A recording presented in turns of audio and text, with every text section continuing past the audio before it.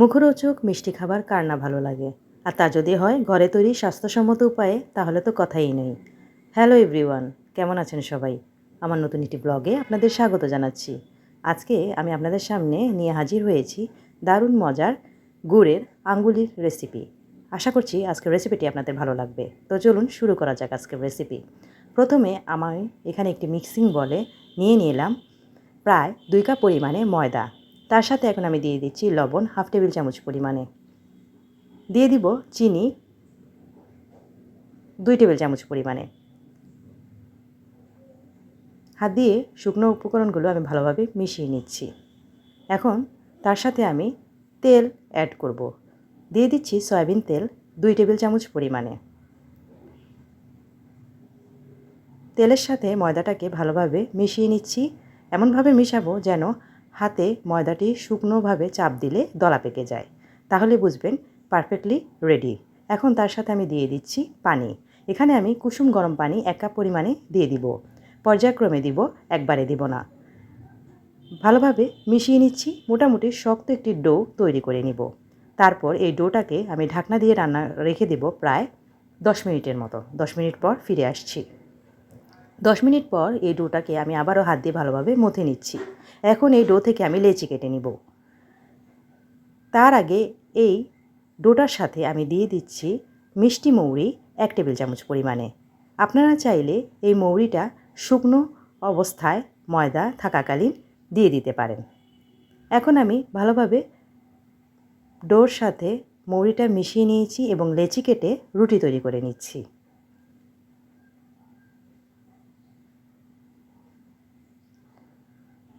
রুটিটা তৈরি করা হয়ে গেলে এখন আমি উপর থেকে একটু রুটিটার মধ্যে তেল ব্রাশ করে নিচ্ছি।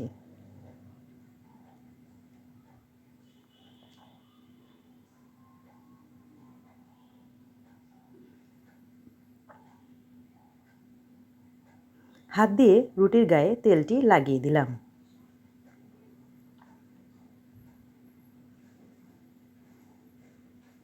এখন আবারও রুটিটাকে ভাঁজ করে নিচ্ছি।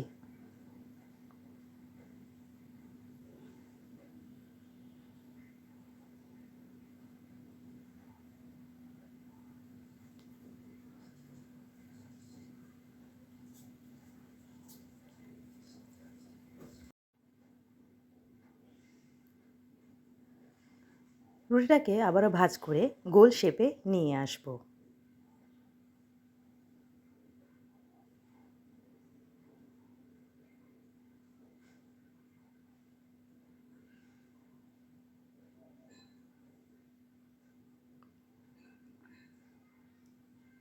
গোল শেপে নেওয়া আসার পর এখন আমি এই রুটিটাকে আবারও বেলে নিচ্ছি।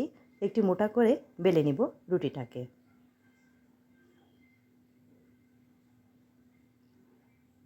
চারকোনা শেপে রুটিটাকে আমি বেলে নিচ্ছি।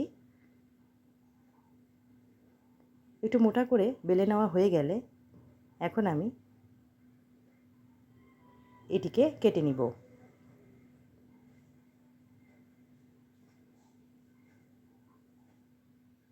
এক সাইড থেকে আমি লম্বালম্বিভাবে এগুলোকে কেটে নিচ্ছি।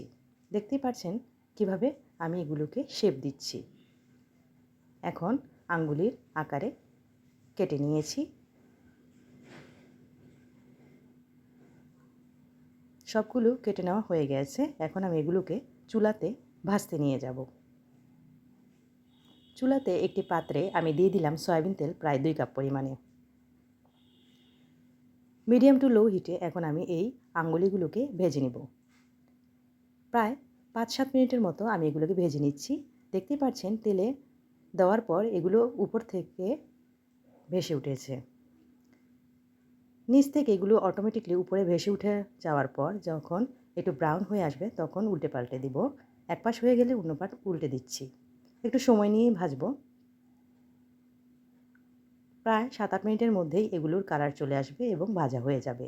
এ পর্যায়ে আমি তেল ঝরিয়ে নামিয়ে নিচ্ছি। দেখতেই পাচ্ছেন কি সুন্দর একটি ব্রাউনিশ কালার এসেছে। তেল ঝরিয়ে এখন আমি নামিয়ে নিয়েছি। একটু ঠান্ডা করে নিব।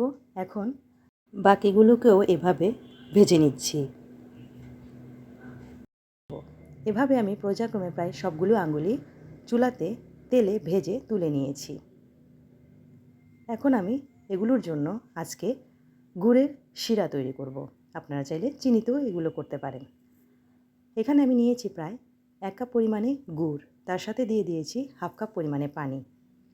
গুড়টা গোলা আসলে যখন প্রায় একতারের মতো তৈরি হবে গুড়ের শিরাটি, ওই পর্যায়ে আমি আঙ্গুলিগুলোকে দিয়ে দিয়েছি। চুলার আঁচ এ পর্যায়ে মিডিয়াম টু লো হিটে থাকবে। আঙ্গুলিগুলোকে গুড়ের শিরার সাথে আমি ভালোভাবে নেড়েচেড়ে মিশিয়ে চুলা থেকে নামিয়ে নিয়েছি। এখন ঠান্ডা করে নেব।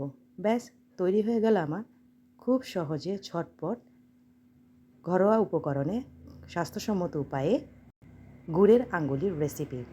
শুকিয়ে আসলে এর কালারটা প্রায় এরকমই হবে। আশা করছি আমার রেসিপিটি আপনাদের ভালো লেগেছে।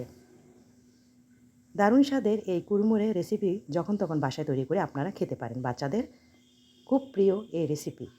বাসায় তৈরি করে খাওয়াবেন, এতে আপনাদেরই লাভ। আজকের মতো বিদায় নিচ্ছি। আল্লাহ।